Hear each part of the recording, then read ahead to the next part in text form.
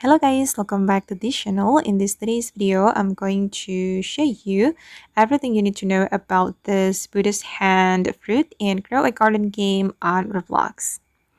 Okay, let's get into it guys. Finally, I could unlock the Buddhist hand seed.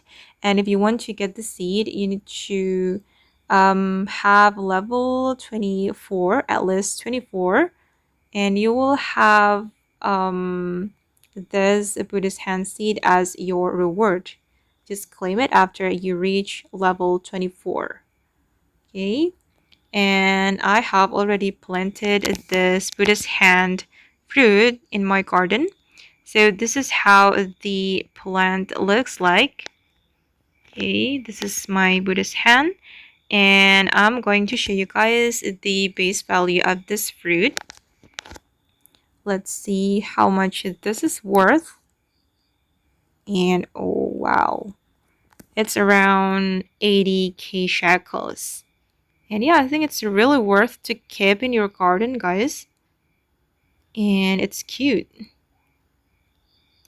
Okay, guys, and that's all about the Buddhist hand fruit and grow a garden game of Roblox.